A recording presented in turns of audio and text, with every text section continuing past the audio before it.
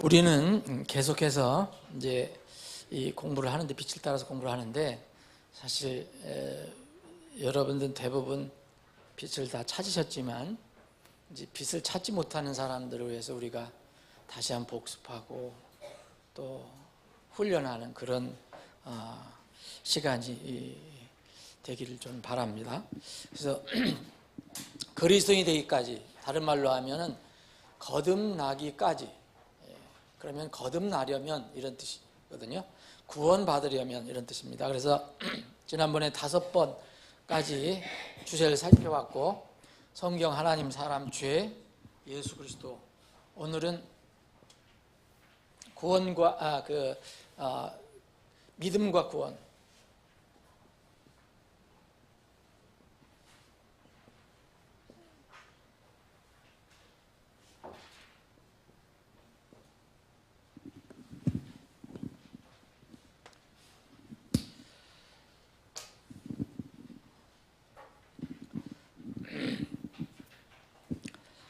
자, 이런 우리가 5가지를 살펴봤는데, 이런 모든 것들에 대한 지식을 가지고 있다 하더라도 내 마음 속에서 믿음이 생기지 않으면 이 대상들에 대한 진실한 믿음이 없으면 그것은 아무 의미가 없는 것이에요. 지식으로는 우리가 천국에 갈 수가 없습니다. 지식이 필요하긴 하지만 지식이 최종 수단이 될 수는 없어요. 우리는 믿음을 통해서 천국에 갑니다. 믿음을 통해서 가는데, 이 믿음은 도대체 무엇인가? 그래서 여러분들 그 자료에 보시면 그 책 가지고 계신 분들이나 자료를 인쇄한 자료를 보시면 진정한 믿음을 갖기 전에 왜 믿음이 필요한가, 그 부분을 잠깐 다루었습니다. 여기에 구원의 필요성을 다뤘어요. 구원과 믿음은 반드시 연결되어 있는 것인데, 믿음을 가지려면은 왜 그 믿음이 필요한 것인지, 그것이 바로 이제 구원의 필요성입니다. 누구든지 지금 이 세상에 사는 사람들은 다 좋은 삶을 살길 원해요. 좋은 인생, 높은 자리, 또 편한 인생, 또 권세, 명예, 물질, 하여튼 좋은 이런 삶을 살기를 원해요.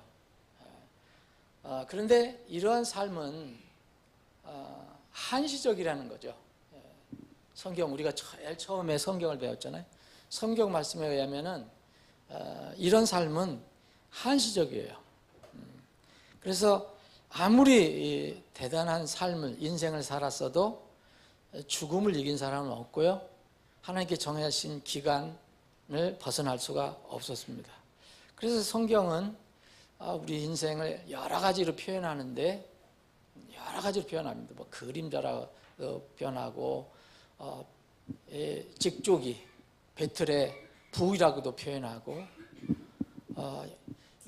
수증기 또라고도 표현하고, 하루살이 인생 같다고 해도 꽃이라고도 표현하고, 풀이라고도 표현하고, 그래서 영원하지 못하다는 겁니다. 아무리 아름다운 화려한 꽃이라도 그래서 쓰러지고 또 시들게 됩니다.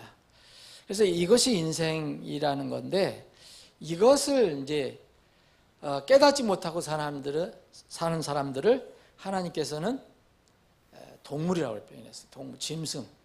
자, 하나님께서는 세상을 창조하실 때에 크게 말할 것 같으면 동물계와 식물계를 창조하셨고, 그 전에 이미 이제 동물과 식물, 움직이지 않는 어떤 천체, 우주 만물, 이런 것들을 창조하셨어요. 그런데 독특한 이 창조물 중에서, 피조물 중에서 하나님의 형상을 따라서 그 모양대로 지음받은 독특한 존재가 하나 있어요. 그것이 바로 사람입니다. 여러분들과 제가 속해 있는 그런 인류, 사람인데, 이 사람하고 이 짐승하고 같은 점은 움직인다는 거예요. 동물이라는 거예요. 우리도 이제 그런 차원에서는 사람도 동물에 들어가는데, 근데 하나님께서는 이 동물 중에서 짐승이라고 표현한 것이 있어요. 사람과 짐승은 동물은 같지만 분명히 차이가 있습니다. 움직이지만 하나님께서는 짐승에게 하나님의 형상을 따라서 지었다 말씀하시지 않습니다. 하나님의 호흡, 숨을 불어넣으신 적이 없어요.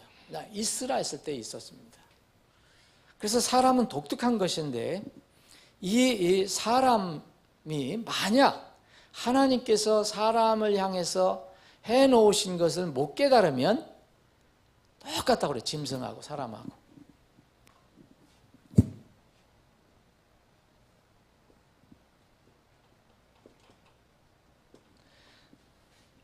사람하고 짐승하고 똑같다. 근데 똑같지 않다. 사람하고 짐승하고 똑같지 않다. 이럴 경우는 하나님과 나와의 관계를 깨닫는 사람입니다. 그래서 시편 49편 20절에 보면 존귀한 중에 거하는 사람이라도 깨닫지 못하면 멸망하는 짐승과 같도다. 사람은 존귀하게 창조를 하셨는데 그것을 못 깨달으면 짐승하고 똑같다 라고 말씀하셨습니다. 여러분들 가지고 계신 그 책에 보면 이제 옛날 이게 몇 판인가요? 1판, 2판을 가지고 이렇게 기록한 거예요. 그래서 3판하고 좀 다릅니다.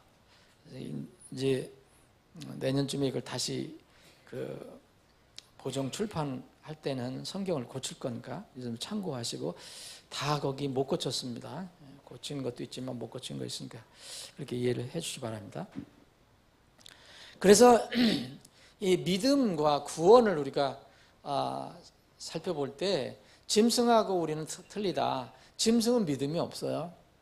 짐승은 이제 지정이라는 게 사실 없어요. 본능만 있습니다. 근데 사람에게 독특한 믿음이라는 게 있어요. 물론 짐승도 어떤 본능적인 믿음은 있겠죠. 뭐 주인이 부르면 밥을 줄 것이다 라는 이런 본능적인 믿음이 있겠지만 우리 사람과 같은 그런 믿음은 없습니다. 그래서 이 사실을 아는 것이 사실 구원을 받는 어떤 출발점이라고 볼 수 있어요. 그전에는 아무리 이것을 깨닫지 못하면 소용이 없어요, 여러분. 그래서 지금 이것을 못 깨닫고 사는 사람들이 그렇게 많은 거예요. 그냥 짐승처럼 그냥 먹고 마시고 그러니까 본능적으로 쾌락 쫓아서 하는 거, 그것이 인생의 전부인 줄 알고 사는 사람들이 많죠. 여러분, 재물과 건강 중에 두 개 중에 하나를 택해라 그러면 여러분 뭘 택하시겠습니까? 대개 그래도 조금 지각이 있는 분들은 건강을 택합니다. 왜냐하면 재물이 있어도 금방 죽어버리면 소용없잖아요.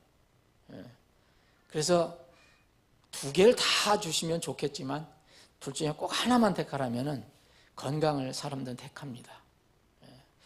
아무리 돈이 많은 부자라도 자기 생명하고는 그 재물을 안 바꾸려고 그래요.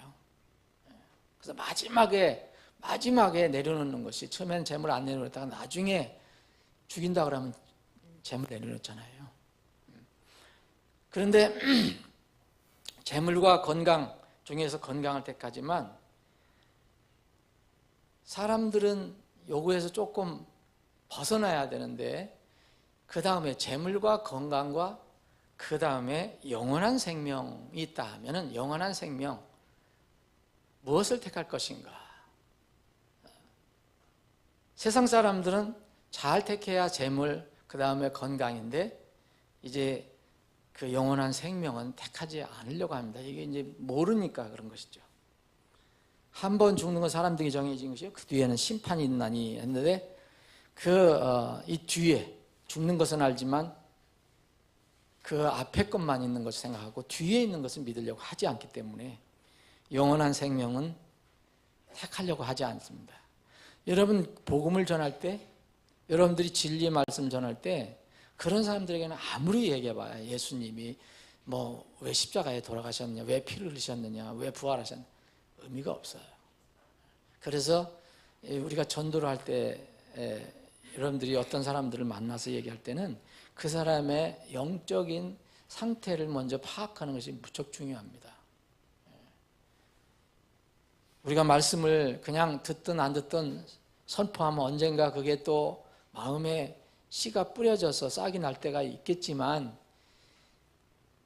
그거는 참 거두기가 어려운 그런 열매고 그 사람의 어떤 형편을 그 심령의 상태를 알면 우리가 필요한 그 사람에게 아주 필요한 적당한 씨를 뿌릴 수가 있어요. 그래서 이런 사람들에게 무슨 복음에 대해서 얘기하면 무슨 의미가 있겠습니까? 이런 사람들에게는 사람의 본질 그것을 이렇게 자꾸 알려줘야 돼요. 죽는다. 죽은 뒤에는 뭐가 있느냐. 이것에 대해서 이제 알려줘야 됩니다. 사람들이 원하든 원하지 않든 간에 믿든지 믿지 않든지 간에 분명히 하나님께서는 두 개, 세 개가 있다고 말씀하셔요. 우리가 보이는 세상이 있고 그리고 물질적인 이 물리적인 세상이 있는가 하면 우리가 보이지 않는 영적인 세상이 있다. 그래서 그 영적인 세상을 준비하고 살아가는 것이 하나님의 그 궁극적인 구원입니다. 이게 복락의 세계라고 그러잖아요. 복락의 세계. 마태복음 16장 26절에 사람이 만약 온 세상을 얻고도 온 세상 안에 여러분 건강 들어가 있어요? 물질 들어가 있어요? 명예 들어가 있어요? 다 들어가 있어요. 여러분 이 온 세상을 얻고도 자기 혼, 소울, 자기 영혼을 잃으면 무엇이 그에게 유익하리고 그랬어요. 사람이 무엇을 주어 자기 혼과 바꾸겠느냐, 대신하겠느냐. 근데 이것을 깨닫기가 참 어려운 거죠. 여러분들은 그래도 영혼이 얼마나 귀하냐. 그 영혼은 아무도 믿지 않는 사람도 영원히 존재하니까. 그 영혼이 존재하는 곳이 어디냐? 천국이냐 지옥이냐. 이게 달려 있으니까 우리는 그 영혼의 문제를 택했습니다. 그래서 이런 믿음을, 이런 그 내용을 알고 있으면 이제 믿음이 필요하다는 겁니다. 그래서 구원의 필요성, 내가 다음 세상을 준비해야 되겠다. 다음 세상은 분명히 하나님께 심판하시는데 두 길 중에서 내가 하나를 택해야 되겠다. 사실 이것이 구원 문제거든요. 그래서 이 구원의 필요성을 정말 깨달았다면 그 길을 찾아가는 것은 그렇게 어렵지 않습니다. 그래서 우리가 성경을, 하나님을, 사람을, 죄를, 그리스도를 이렇게 살펴봤습니다. 이것들은 다 이 구원에 이르는 어떤 그 연결된 길입니다. 구원으로 꼬린하기 전에 있어야 할 그런 부분입니다. 하나님이 어떤 분이고 사람의 본질 정체가 무엇이고 또 죄가 무엇이고 왜 예수 그리스도가 나타나셨고 죄인들을 위해서 무엇을 하셨는가, 이런 것을 이제 깨달으면은 믿음을 갖기를 원하는 생각이 생깁니다. 이런 것을 모르면 믿음이 생기지 않죠. 그래서 성경에서 얘기하는 참 믿음, 진정한 믿음이라는 것은 구원의 믿음입니다.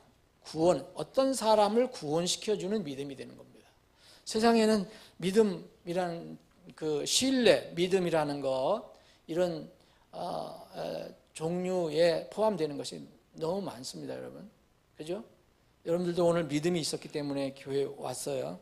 그리고 여러분들이 운행하시는 차를 신뢰했기 때문에 그 차를 타고 왔어요. 믿는 것이 참 많습니다. 근데 이런 것들은 우리의 영혼을 구원시켜주는 믿음은 못 돼요. 자식이 부모를 신뢰해요. 믿어요. 좋은 거예요.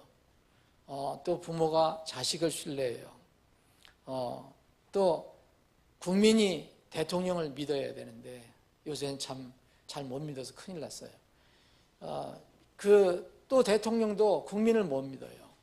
근데 믿어야 되는데 그 믿음 이런 여러 가지, 그리고 우리가 여러분들 자주 사용하시는 스마트폰, 내가 누르면 이게 딱 들어오고 뉴스가 뜨고 내가 문자를 보내고 이런 거 다 믿으니까 그냥 하는 거예요.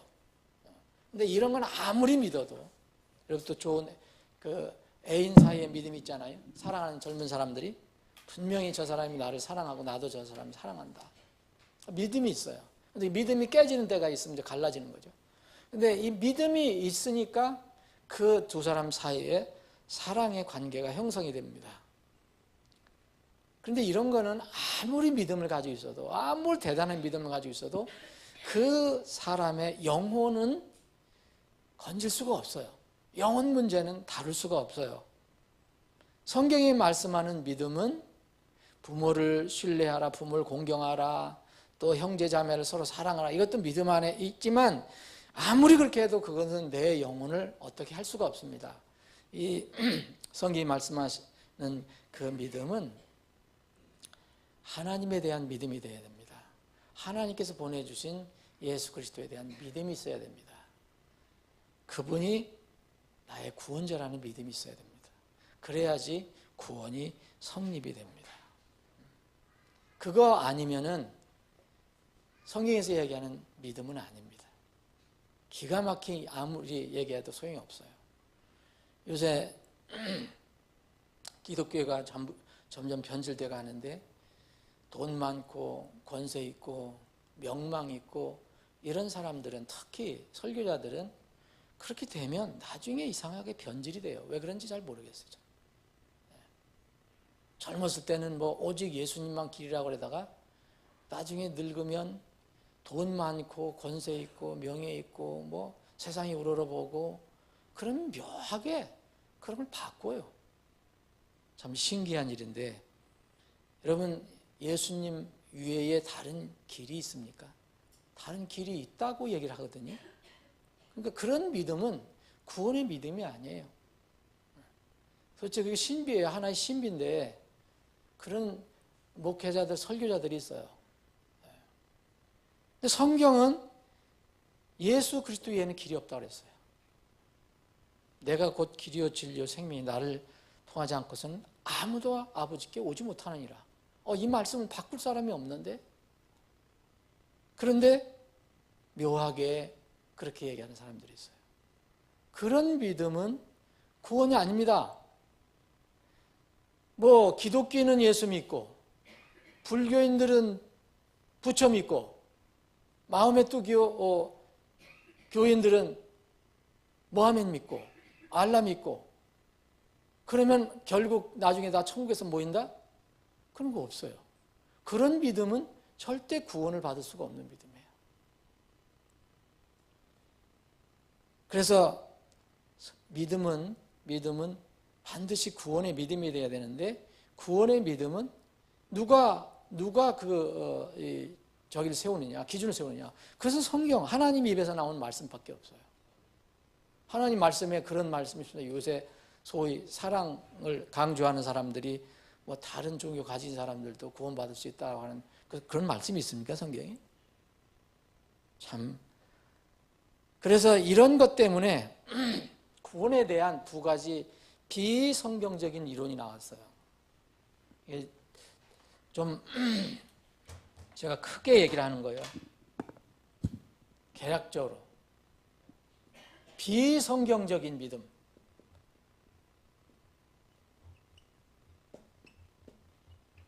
비성경적인 구원. 첫 번째는 모든 사람이 구원을 받을 수 있다는 거예요. 궁극적으로. 자, 예를 들어서 로마 카톨릭 이론만 하더라도, 자, 어쨌든 힘들어도 그 교리에 의하면 힘들어도 거기는 지옥에 떨어졌다가 잘하면 또 연옥으로 올라오고, 또 연옥에서 또 여기 있는 살아있는 사람이 헌물도 많이 하고 공적도 많이 쌓고 뭐 하면 또 더 좋은 천국으로 가고, 그래 궁극적으로는 모든 사람이 다 한 군데 하나님께서 준비하신 그 아름다운 천국에서 모인다. 만인 구원설이라는 게 있어요. 이거는 이 기독교계도 있지만 다른 종교에도 많이 있어요. 다른 종교에도. 만인 구원설 뭐냐? 궁극적으로는 모든 사람들이 다 구원을 받는다.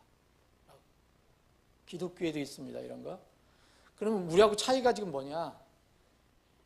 그 어느 기간 동안은 고통을 받는다는 거예요. 그래서 지금 믿으면, 예수 그리스도를 믿으면 예수 그리스도 믿는 거하고 안 믿는 거 차이는 그런 고통을 안 받는 게 예수 그리스도를 믿는 거예요. 그 혜택이에요. 예수 그리스도를 안 믿고 그냥 죽으면 궁극적으로 막 고통을 받다가 나중에는 결국은 다 구원을 받는다는 것이 만인 구원설이에요. 이런 것은 어떤 특정한 종교뿐만 아니라 이렇게 아주 많이 스며들어 있어요. 기독교에도 스며들어 있고. 그래서 여기서 나온 것이 아마 소위 얘기하면은 여러 이제 요새 이제 소위 명망이 있고 사회에 어떤 그 존경을 받는 그런 종교인들이 흔히 얘기하는 거예요. 결국은 다 나중에는 다 모인다라고 얘기하는 거예요. 왜? 하나님은 사랑이기 때문에. 하나님이 사랑이시니까 지옥에 계속 이렇게 놓아두실 수가 없다는 거예요. 그런 원리로다가 이게 이제 두 가지 문제점인데, 두 가지 비성경적 이론이 만인 구원설입니다. 유니버설리즘이라고 해요. 여기 빠진 사람들이 있거든요. 여기에 빠진 사람 제가 옛날에 경험상으로 얘기합니다. 정말 기독교이고 거듭났다고도 얘기를 했는데 본인이 무슨 문제가 있었냐면 자기 부모가 구원 못 받은 거에 대해서 늘 마음이 불편했던 사람이었어요. 근데 어느 날 바뀌었어요. 제가 이렇게 교제를 해보니까 바뀌었어요. 어떻게 바뀌었느냐면 자기가 구원 못 받은 부모들도 나중에는 결국 내가 가는 곳에 온다고 얘기를 하는 거예요. 그게 바로 이 만인 구원설이거든요. 성경에 비슷비슷한 구절이 있긴 있어요. 이런 것을 한 군데를 뽑아갖고 그렇게 믿는 거예요. 그러니까 그 다음부터는 이제 뭐가 생겼냐면 자기 부모에 대해서 복음을 전하지도 못하고 아무것도 하지 못했던 거에 대한 그런 어떤 책임감, 두려움을 이렇게 버려버리고 소위 얘기하면 거짓 평안 속에 사는 사람이에요. 그리고 나중에는 신앙생활도 안 해요. 왜냐하면 궁극적으로 다 모인다고 믿기 때문에. 이 기독교에도 이런 게 있고요. 다른 종교에도 그런 게 있습니다. 또 하나는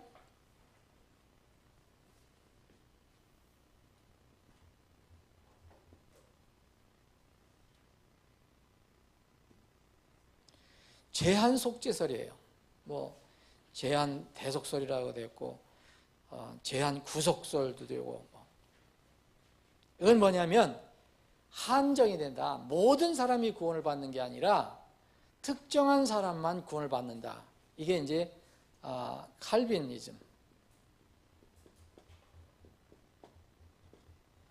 칼빈이즘과 연결이 된다고 볼 수 있어요. 소위 얘기하면 예정론. 그래서 하나님께서 미리 다 사람의 운명을 정해놨다. 이 사람은 이제 복을 받는 사람, 이 사람은 저주받는 사람. 그렇게 고상하게 얘기하지만 사실 그 말은 뭐냐면 복이라고 얘기하는 것은 천국이고 저주라는 것은 지옥이라는 얘기예요. 지옥. 그래서 이 제한 구속설, 이 두 가지가 비성경적인 구원의 큰 문제점입니다. 여기에 많은 그 기독교 안에서 여기에 많은 사람들이 포함이 되어 있어요. 그리고 또 다른 종교에도 있어요. 다른 종교에도 보면 참 많아요. 여러분, 어떤 기독교 사이비에서도 보면, 이단에 보면 자기들만, 어떤 자기 그룹에만 소속된 사람들만 구원받는다는 그런 가르침이 있거든요. 다른 사람은 하여튼 좀 자기들이 누릴 수 있는 그런 것을 못 누리는 거예요. 일종의 이게 제한 구속설이라고 볼 수 있는데, 이런 것도 있고, 그러니까 칼빈주의는 아주 공공연하게 얘기를 하는 거고, 예정받은 사람이 있고, 선택받은 사람이 있고, 선택 못 받은 사람이 있고. 그래서 이런 것들 때문에 사람들이 복음을 복음처럼 받아들이지 않는 거예요. 이건 일종의 사람의 어떤 논리거든요. 지식이거든요. 이건 머리 좋은 칼빈이 논리를 세운 거예요. 사람의 어떤 논리에 따라. 성경은 이야기합니다. 성경은 하나님께서 예정하신다. 하나님께서 어디를 예정하신다는 게 아니라 사람의 운명을 예정하신다는 게 아니라 그리스도 안에 예정하신다 얘기를 했어요. 그리스도 안에 있는 사람들은 다 가는 겁니다. 그리스도 안에 없는 사람들은 못 가는 거예요. 그래서 성경은 이 두 가지 설을 지지하는 듯한 어떤 구절, 자기들이 필요한 것을 뽑아낼 수가 있지만 전체의 말씀을 살펴보면 결코 이 두 가지는 전혀 하나님의 가르침이 아니라는 무서운 마귀의 이론이라는 것을 알 수가 있어요. 여기에 빠진 사람이면 복음 믿을 필요 없고요. 예수 그리스도의 십자가의 피 흘리심이 별 의미가 없어요. 겨우 믿는다고 하는 것이 어느 기간 동안만 효력 있는 거예요. 우리 같은 경우는 우리가 고통을 받는 그 장소로 안 가고 바로 천국 간다는 거, 그 혜택을 받는 거고, 그 예수 그리스도의 피를 안 믿는 십자가를 안 믿는 사람은 그 고통은 이제 거쳐서 들어간다고 믿는 거예요. 예수 그리스도의 피가 일시적이고 제한적이고 사실 필요가 없는 거죠. 예정론은 더 말할 것도 없어요. 예정론은 예수님께서 모든 사람을 위해서 죽으셨다고 했거든요. 모든 사람을 위해서. 그러니까 이것을 부정하는데, 그럼 왜 모든 사람을 위해서 죽으셨는데 왜 사람들이 가는 지역이 서로 틀리냐? 그게 바로 믿음이라는 거예요. 그게 믿음.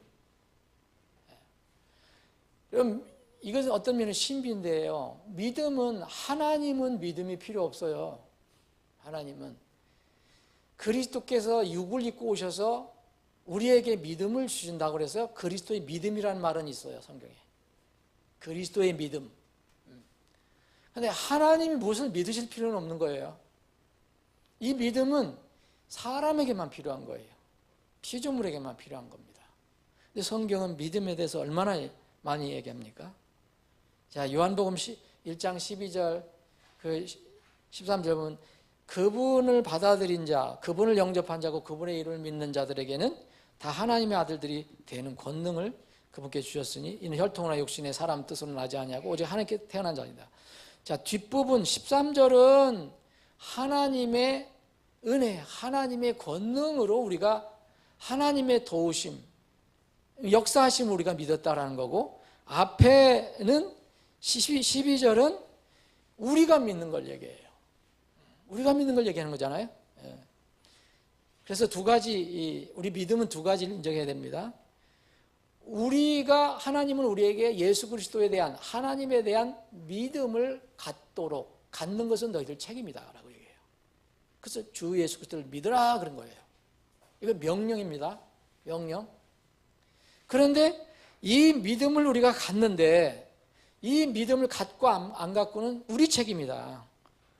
그런데 또 놀랍게도 이 믿음을 내가 가졌다면, 가진 사람을 얘기하는 거예요. 가졌다면 그 믿음은 하나님께서 나를 사랑하셔서 주시는 선물이다라고 말씀하십니다. 이것은 우리의 머리로 이해하기가 어렵습니다.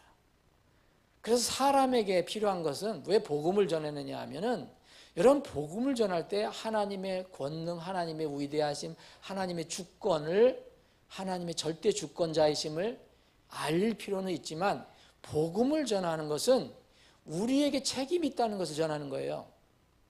여러분들이 복음을 전할 때 하나님의 절대 주권, 무슨 예정을 전하는 게 아닙니다.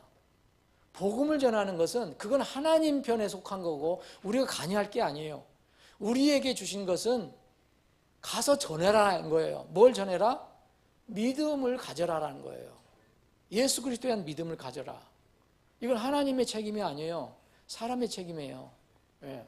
그걸 우리는 전하는 거예요. 근데 이거를 생각하려고 그러면 여러분 복음이 안 전해지잖아요. 그래서 이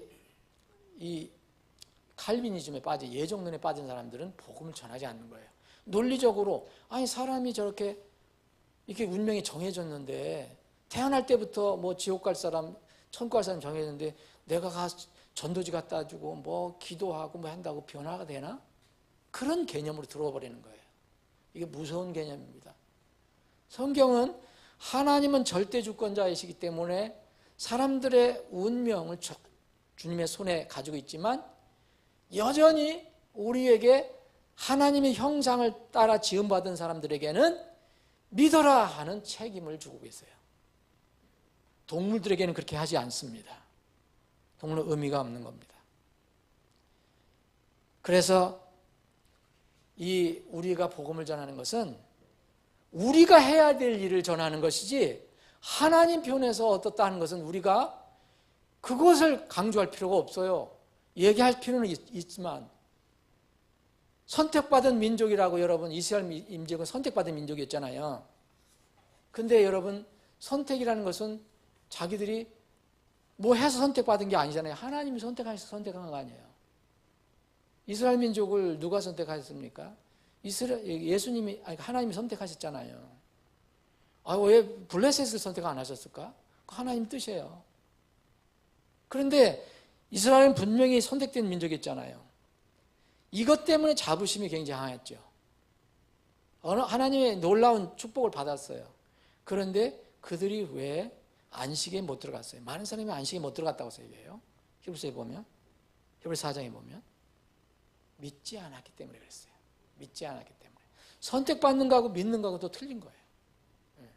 선택받았다면은 믿음이 있어야 돼요. 그래서 사실 어떤 면에는 하나님께서는 예수 그리스도를 통해서 모든 사람을 선택하신 거예요. 하나님께서 이처럼 세상을 사랑하사 자신의 독생자를 주셨으니 그랬잖아요.